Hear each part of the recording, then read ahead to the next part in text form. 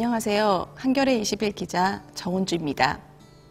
차마 말을 내뱉지 못해서 마음으로만 담은 이야기가 있습니다.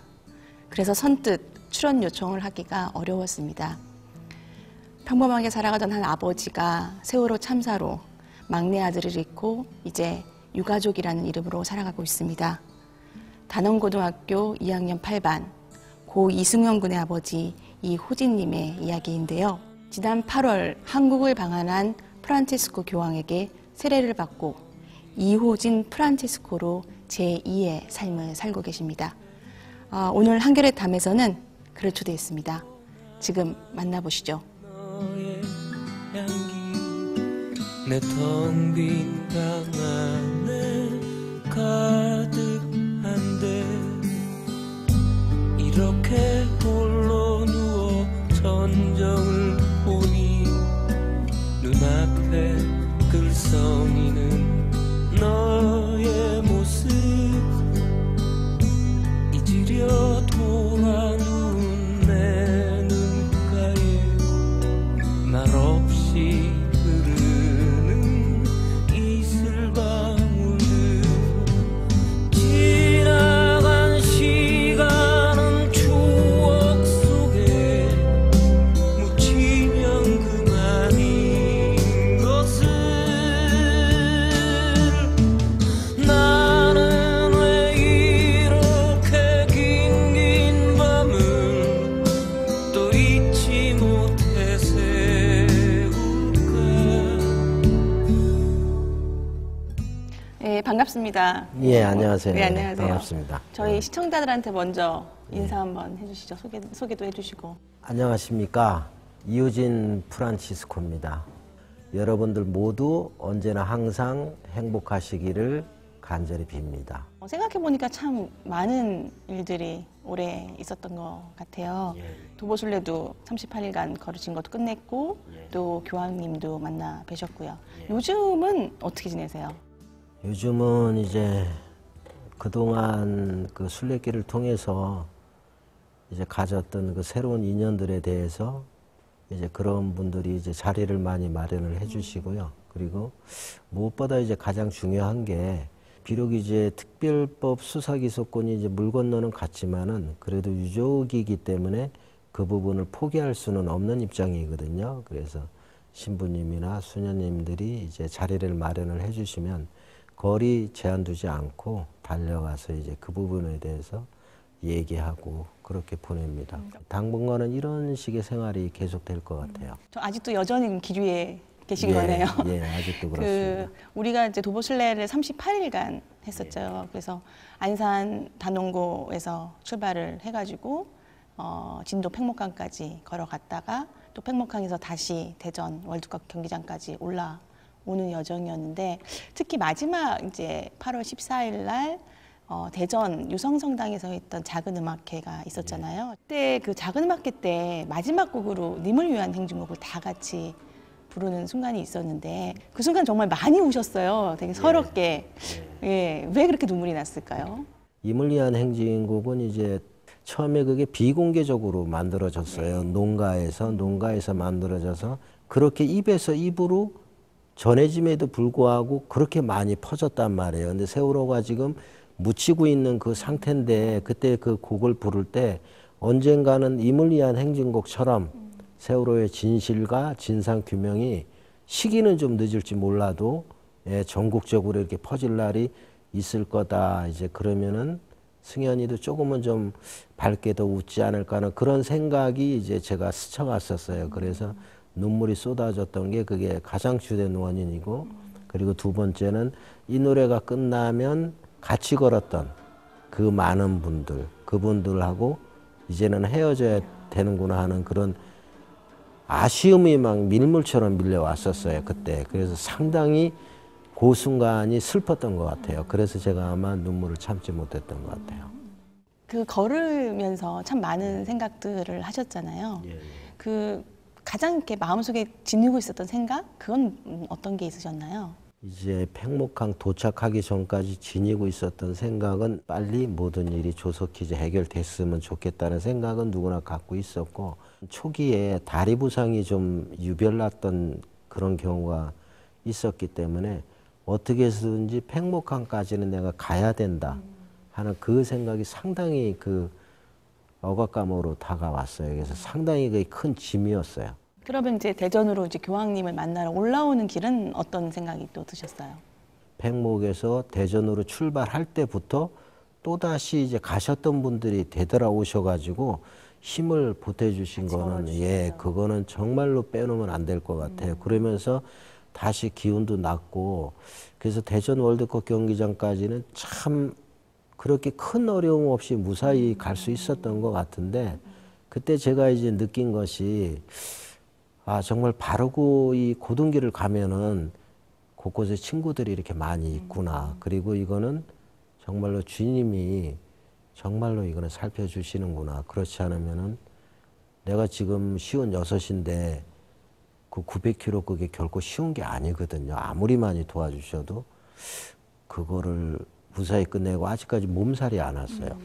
그리고 걸으셨던 분들도 아프셨다는 분을 아직 못 뵀어요. 예, 그거 보면은 확실히 이거는 하늘의 은총이 있기는 있었던 것 같아요. 이제 팽목항에서 대전을 올라오면서 이제 교황님을 만나는 목적이 있었고 또 이제 가끔 저희들한테는 세례 얘기도 하셨잖아요. 그리고 결국은 또 세례를 정말 기적처럼 받으셨고요. 그건 어떻게 이렇게 세례가 이루어지게 됐나요? 세례 부분은 이제 저한테는 세월호 이전부터 상당히 간절했었어요. 그래서 아시는 신부님이나 수녀님 계시면은 제가 세례 얘기를 누차 얘기를 했던 거예요. 근데 이제 세례를 받기 위해서는 이제 6개월 이상의 이제 교리 공부를 마쳐야 되거든요. 근데 제가 그 부분을 하질 못했어요. 성당을 다닌 지는 몇 년 됐는데 물론 나가다 안 나가다 이제 한 적도 있었고 근데 이제 그 교리 공부를 제가 처음부터 끝까지 이제 한 적이 이제 없었어요. 그렇게 세례 얘기하고 세월호 이제 그 참사가 벌어지고 그 얼마나 얼마나 정말 이 고통스러웠겠어요. 비통스러운 거 뭐 분노, 적개심, 뭐 처절함 이건 말할 필요도 없었던 거죠. 근데 그러니까 그 세례 부분이 더 간절히 다가왔어요. 저한테는. 그거는 모르세요. 제가 이제 교황님한테 세례를 말씀드린 가장 첫째 이 주된 원인은 치유받고 싶었어요. 포기 하기 싫었고 교황님이 아니라 뭐 신부님이건 어떤 분이건 세례를 받아들임으로 해서 진짜 천주교 신자가 되고 그리고 그걸로 인해서 빨리 저는 일어서고 싶었던 생각이 너무나도 간절했어요. 그런데 교황님이 그 부분을 아시고 저한테 이제 친히 세례를 주신 거죠. 근데 왜 제가 교황님한테 세례를 청했는지 교황님은 그 부분에 대해서 너무나도 정확히 아시고 계셨던 거예요. 그 만나셨을 때 교황님한테 세례를 받으려고 만나셨을 때 이제 교황님이 주신 이제 메시지이신 거잖아요. 그 중에 하나가 그 용기이고요. 그렇죠. 또 다른 얘기도 또 해주셨을 것 같은데요. 그리고 나를 이제 그 세례를 해줌으로 해서 나와 똑같은 슬픔을 갖고 있는 304분의 세월호 유족들을 어루만져 주신다는. 그러고 싶었다. 예, 그 큰 뜻을. 그러나 세례는 종교적인 그 입장이 있기 때문에 원하고 과정을 거쳐야지 받을 수 있는 거기 때문에 뭐 신자가 아니신 가족도 있고 그렇기 때문에 그걸 다 주시지 못했지만 교황님은 304명 모두에게 진실로 세례를 다 주시고 싶어 하셨던 거. 그게 참 크셨다는 거고. 그리고 그 세례를 받으실 때 교황님께서 또 아버님뿐만 아니라 이렇게 또 우리 한국 사회에 주고 싶은 메시지 같은 게 또 있었을 것 같거든요. 그런 것 중에서 좀 공유하고 싶으신 건 없으신가요? 그 메시지는 이제 여러 가지가 있는데 그 중에 이제 그 한두 가지는 이제 이미 아시는 바와 같이 이 리본도 이제 띄었으면 좋겠다 하는데 교황님께서는 띄시지 않으셨거든요. 그리고 고통 앞에 중립은 없다는 크나큰 그 메시지를 이제 주시고 왜 지구촌 모든 사람들이 교황님을 칭송하고 따르고 사랑하는지 그 이유를 알려드릴 때는 정말로 빼놓으면 안 될 그런 에피소드가 하나 있어요. 그거는 뭐냐면은 월드컵 경기장에서 교황님하고 저하고 주제는 그때 당시는 세례였어요. 그런데 여러 가지 얘기가 오고 가고 최종적으로 결론을 낼 때에 제가 요구한 사항은 교황님 내일 시복식이 끝난 그 자리에서 모든 분들이 지켜보는 그 자리에서 제가 교황님한테 직접 세례를 받고 싶습니다. 그 말씀을 확실하게 드렸었고, 교황님은 그 문제를 가지고 제 얘기를 들으시자마자 거절을 하신 게 아니라 긍정적인 방향으로 정재천 신부님하고 진지하게 또 1분 정도 말씀을 나누셨어요. 그 결과 여러 문제가 있어서 광화문에서 그 세례는 어려울 것 같다. 내 생각에는. 이건 이제 지금부터는 정재천 신부님이 교황님의 말씀을 전하는 거예요. 내 생각에는 교황청 대사관에서 해주고 싶은데 너의 생각은 어떤지 의견을 좀 얘기해 달라. 그러니까 지시가 아니라 예. 정말 공감을 예. 저의 마음을 교황님은 물어보시고 싶은 거예요. 저의 의견을 끝까지 무시 안 하신 거예요. 상대방이 정말로 진실로 바라는 것이 무엇인지 교황님은 그거를 아셨던 거예요. 그래서 그럼 세례해 줄 테니까 그럼 언제 와? 보통 그렇게 얘기할 수 있어요.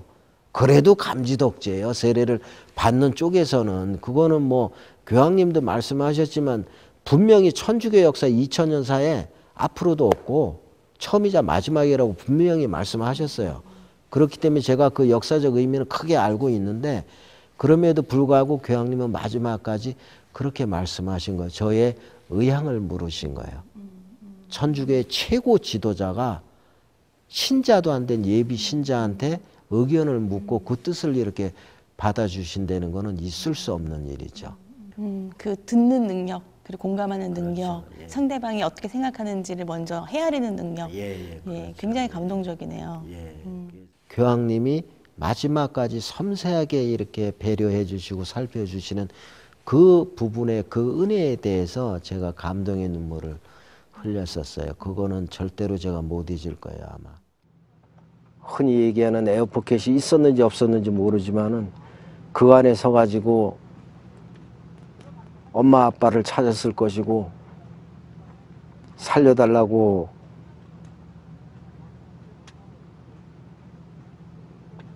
고함도 쳤을 것이고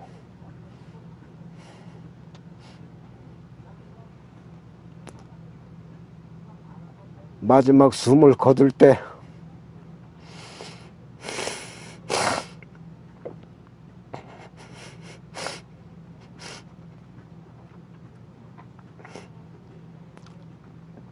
아, 내가 이제 죽는구나.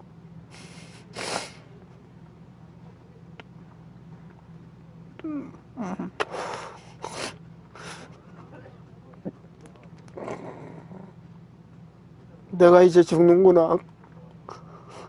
그런 생각을 하고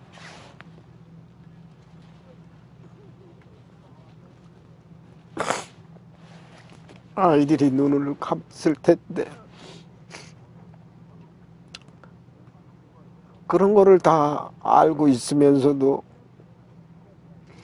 엄마 아빠들이 해줄 수 있는 게 아무것도 없었어요. 그 부분이 한스럽습니다.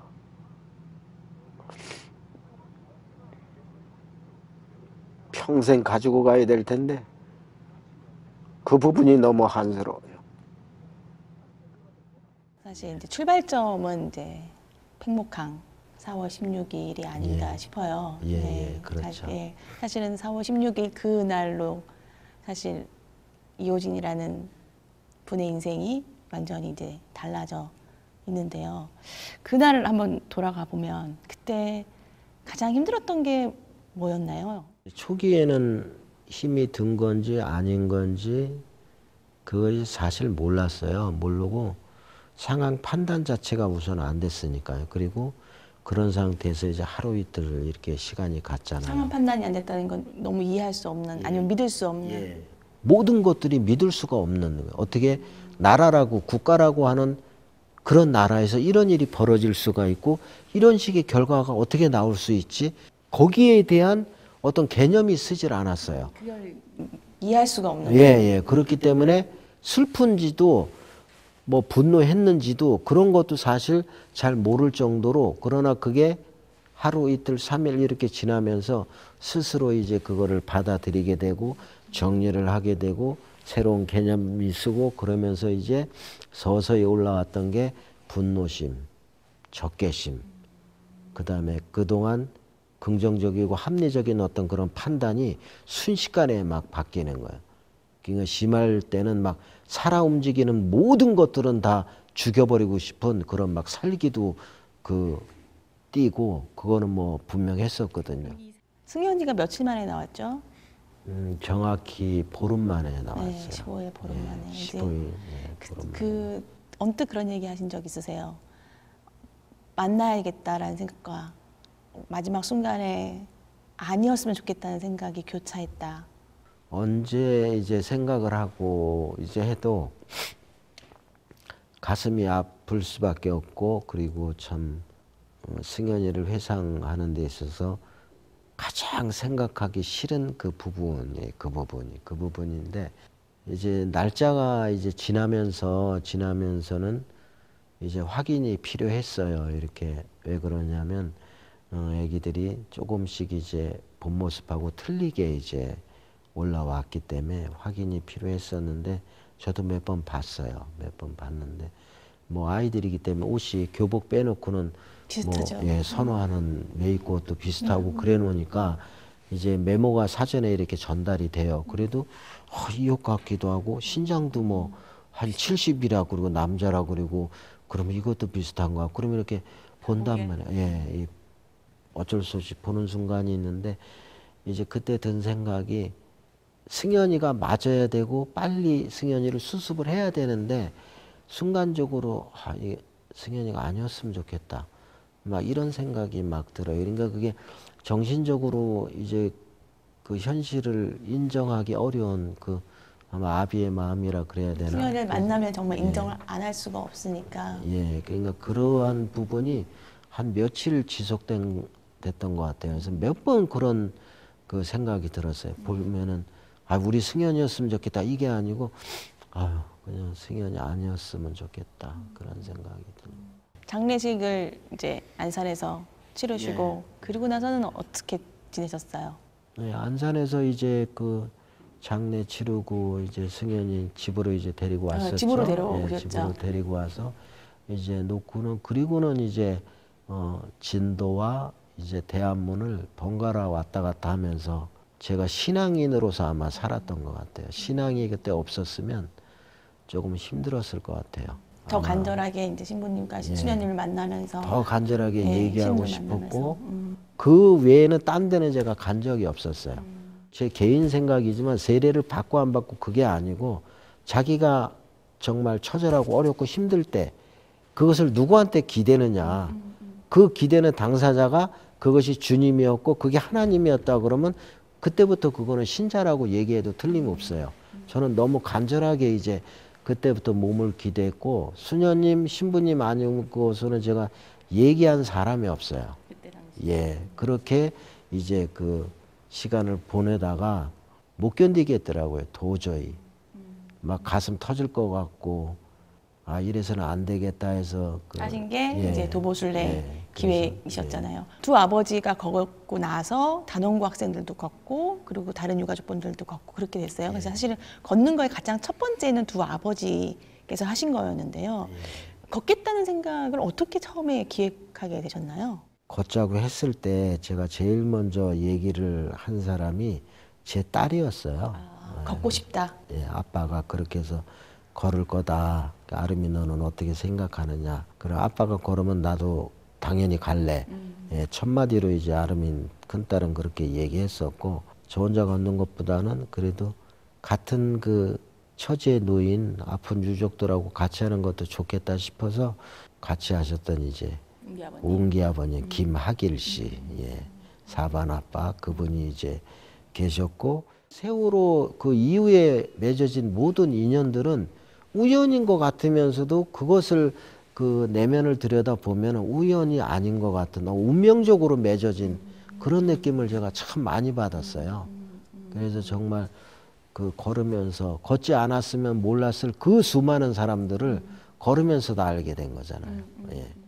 그 많은 분들 중에서 딱 한 사람을 꼽으라면 정말로 어떤 분을 꼽겠냐 딱 한 분만 꼽아봐라 그러면 사실은 좀 어려워요. 그러면 뭐 사람을 꼽기가 어려우시니까 그럼 순간을 한번 꼽아볼까요? 진용이라는 게 없었잖아요. 그냥 너무 무모하게 예, 차가 쌩쌩 다니는 예, 애들을 진짜. 그리고 뭐 체격이 큰 사람이 있는 것도 아니고 아니고, 예. 진짜 알았으면 못했는데 몰랐기 때문에 사실 거였죠. 했었거든요. 예, 예.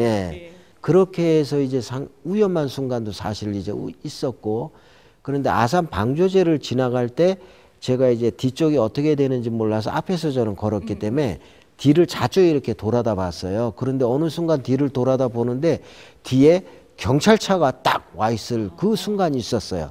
제가 처음으로 봤을 때요. 경찰차를 처음 아, 예.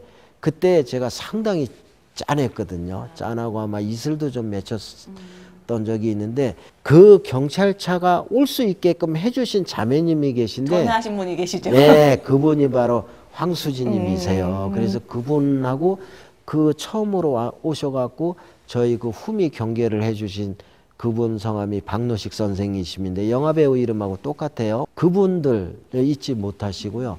그분이 시민 네, 방범대셨죠. 예, 시민 자율방범대에서 이제 봉사하시는 분이세요. 근데 그분이 며칠을 해주셨잖아요. 그래서 그 부분은 그 잊지 못하는 게 순례길 나서면서 처음으로 느꼈던 첫 감동. 뭐든지 그래요. 첫 감동, 첫 세례. 예, 그거는 지금도 아주 기억에 남아요. 그래서 그 이후로는 이제 경찰이 예. 왔고 그리고 경찰이 이 군과 시를 넘나들 때마다 본인들끼리 연락을 해서 인수인계를 다 그때부터는 했었죠. 단 하루도 없었던 적이 없었죠. 그때부터 이제 본격적으로 순례단의 이제 전열이 이제 정비됐다. 그렇게 이제 보시면 돼요. 그리고 이제 안전도 확보된 그렇죠. 그전에는 정말 굉장히 위험한 순간들이 많았었는데 그리고 그때부터는 이제 순례단 속도도 이제 좀 안정적으로 나고 네, 늘 수가 있었죠. 참 마음이 놓였던 때였죠. 그때가. 도보 순례를 하고 난 후 그리고 그 전 하고의 그 마음은 또 어떻게 달라지신 것 같으세요?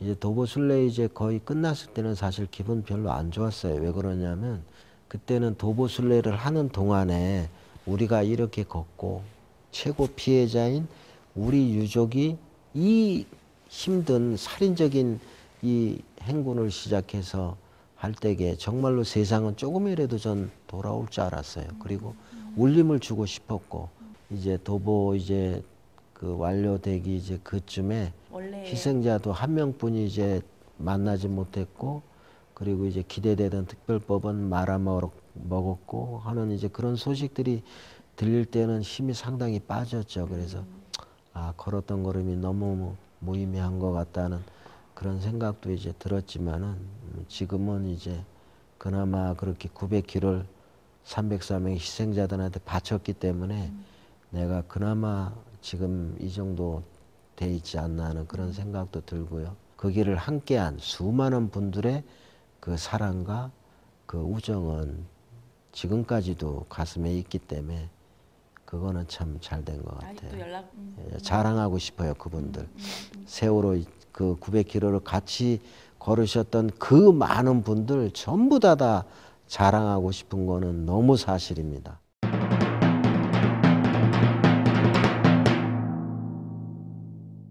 그 길 걸으시면서 많은 분들에게 했던 것 중에 하나가 손석희 삼행시를 짓게 하셨잖아요. 예, 그래서 어떤 분들은 준비해서 오신다는 분들도 계셨어요. 제가 오늘 띄워드릴 테니 한번 정답을 한번 공개해 보시면 어떨까요? 그래요. 그럼 교수님을 생각하면서 한번 뭐 괜찮겠네요. 네, 네. 예. 그럼 한번 해보겠습니다. 예, 예. 네. 해보시죠. 네. 손, 손으로 만질 수도 없는 석, 석화가 되어 하늘로 올라간 희, 희생자들을 위하여 기도하여 주시고 잊지 말아 주세요. 그래서 이 삼행시 부분은 제가 교수님한테 말씀 못 드렸어요. 잊어먹고. 아 그러면 다음에 저희 방송으로 확인하시면 되겠습니다. 예, 한번 이제 기회 되면 말씀드려야죠. 네, 네. 이런 얘기도 하세요. 이제 이제 일상으로 돌아가야 되는 거 아니냐. 예, 이런 얘기도 이제 많이 하잖아요. 뭐 그리고 이제 보수 언론에서는 그 뭐 경제 얘기도 많이 하고요. 어떻게 생각하세요? 그래서 지금 이제 잘못 알려지고 있는 부분 중에 하나가 세월호를 단순한 사고로 생각을 하시는 분들이 상당히 교통사고라는 있어요. 얘기도 하죠. 예, 그거는 아주 잘못된 거고요. 왜 유족들이 이렇게 처절할 정도로 몸부림치고 분노해하는가는 근본적인 이유가 딴 데 있어요. 희생자 304명 중에 국가가, 정부에서 혹은 관리들이 제대로 구조를 제 시간에 했으면 90% 이상이 살았어요. 그런 그 전문가들의 시뮬레이션도 나왔었죠. 그렇죠. 10분 안에 다 나왔을 그렇죠. 것이다. 예. 살 수 있었던 아이를 살리지 못하고 그냥 죽게 내버려 둔 거예요. 그러니까 그 부분이 너무 가슴 아파요. 사고 당한 학생들 숫자가 뭐 3,000명이나 5,000명 된 데서 최선을 다해서 구해내고 304명이 진짜 아깝게 희생됐다 그러면 이러지 않죠. 근데 한 명도 살리지를 못했어요. 배 안에 있는 그 어린 천사들 한 명을 살리지를 못했어요. 가만히 있으라는 어른을 만약에 그렇죠. 듣고 예. 가만히 있었던 그 아이들 한 명도 예, 살리지 예. 못했죠. 그래서 그 아이들이 그렇게 그 눈 감는 그 모든 가정을 304명 유족들은 제일 가까운 데서 봤거든요. 그러니까 그 마음, 그 찢어지는 그 심정이 오중이나 했겠어요. 예? 아무리 자기 손톱 밑에 들어간 가시가 남의 눈에 들어간 가시보다 더 아프게 느껴진다고 하는 세상 일지라도 그 정도까지는 돼서는 안 되죠. 그러니까 그런데 세상은 빨리 덮으려 그러고 이번 세월호도 또 예전에 했던 것처럼 그렇게 덮고 넘어가면은 뭐 언젠가 또 거대한 일이 또 터질 수 있어요. 그러니까 304명에 대한 그 사고 진실을 밝히지 못한다면 다음에 290명이 사고를 당했다고 쳐요. 밝혀지겠어요? 안 밝혀져요. 304명 못 밝혔는데 290명은 적은 숫자인데 60명, 70명, 뭐 100명 이거 절대 안 밝혀지죠. 이론적으로 안 밝혀집니다. 예? 그러면 600명, 700명? 그거는 그럼 밝혀질 것 같아요? 그거 보장 있어요? 왜 그러냐면 학습 효과를 이미 저들은 갖고 있는 상태이기 때문에 304명도 우리가 이렇게 하니까 넘어갔는데 야 600명도 그렇게 한번 해봐. 예, 1000명도 그렇게 한번 해봐. 2000명도 그렇게 한번 해봐. 이러면은 걷잡을 수 없는 그 원하지 않는 세계로 우리가 자꾸 가는 거거든요. 그런 일은 막아야 돼요. 그래서 국민들은 그거를 이제 좀 아시고 그러셔야 되는데 그런 부분은 상당히 좀 안타깝습니다. 이번에 바로 우리 아이를 잃은 바로 우리서부터 우리가 마지막이길 그렇죠. 바란다. 예, 그렇죠. 그 마음이신 거잖아요. 예, 바로 맞아요. 예, 우리가 마지막이라는 어떤 확실한 이런 그 믿을 수 있는 그런 물증을 보여주면 저희들은 뭐 진상규명 특별법 이거 얘기 안 할 것 같아요. 근데 그 부분에 대해서 너무 아무런 뭐 답도 없고 믿을 수 있는 그런 게 없기 때문에 우리가 다음의 희생자는 우리 손에서 끊어야 된다는 그 생각이 너무 간절해요. 그래서 저희가 외치는 거지 뭐 특별법 기소권 뭐 그거 됐다고 해서 아이들 운명이 바뀌는 건 결코 아니에요. 모든 건 이제 다 끝났어요. 상황이. 근데 우리로 끝나야지 우리의 이 슬픔과 역사가 계속 이렇게 물려주는 재산도 아니고 그게 밑으로 내려가서는 결코 안 되는 거거든요. 이호진 프란치스코로의 삶은 또 어떻게 펼쳐질지 궁금하거든요. 그분이 가르쳐 주신 남을 위한 아름다운 기도를 이제 해야 된다는 거는 제가 이제 몸소 깨달았고 그리고 이제 탐욕을 부리지 않는 선에서 성실하게 이제 살아야 되겠는데 지금까지는 이제 사실 그렇게 못 살았어요. 그렇게 못 살고 그리고 우리 막내가 이제 떠나가고 또 상황이 많이 이제 바뀌었고 그렇기 때문에 이제 남을 위해서 좀 봉사하면서 살아야 되겠다는 생각은 아주 간절해요. 그래서 예전에는 이제 생각하지 않았던 그런 부분의 생각들이 이제 들고 또 그런 부분들에 대해서 좀 더 이제 적극적으로 이렇게 나설 수 있고 생각도 하게 되고 하나 이제 분명한 거는 시간과 이제 기간을 두지 않고 세월호에 관해서는 끈질기게 최후의 1인이 되는 한이 있더라도 내 할 바에 그 모든 것은 제가 전부 다 할 각오를 이제 다지고 있는 중입니다. 그 아까 말씀하신 것처럼 저희 한겨레도 이제 길에서 만난 인연이잖아요, 아버님하고. 그렇죠. 예, 저희도 아버님하고의 인연이 예, 끝까지 마지막 1인이 될 때까지 예. 같이 하도록 하겠습니다. 예, 정말 감사합니다. 시청자분들께 한마디 마지막 말씀 한마디 남겨주시죠. 저는 세월호 참사의 유족 304명 중에 한 명입니다. 제가 오늘 이 자리에서 한겨레 TV 시청자분들한테 그나마 이 정도의 그 인사를 드릴 수 있었던 가장 그 주된 까닭은 제가 힘들고 어려울 때 제 옆에서 저희를 살펴주고 저희와 같이 먼 길을 함께 걸었던 한겨레 21과 한겨레 TV가 있었기 때문에 가능했던 것은 사실입니다. 여러분 가정에 항상 주님의 은총이 가득하길 빌고, 그리고 여러분들이 곁에 한겨레 21과 한겨레 TV는 항상 움직이는 모든 것을 담아내고 진실을 담아낸다는 그러한 것을 잊지 마시고 기억해 주신다면 우리들 앞에 다가오는 좋은 세상은 조금이나마 시간을 앞당길 수 있을 것 같습니다. 정말 감사합니다. 이렇게 먼 걸음 해주셨고 또 이렇게 마음에 있는 이야기 저희한테 너무나 많이 해주셔서 너무 감사하고요. 또 그 앞으로 또 더 좋은 기회에 또 뵀으면 좋겠습니다. 저도 이쯤에서 같이 인사드려야 될 것 같습니다. 긴 시간 동안 감사했습니다. 예, 수고하셨습니다. 네.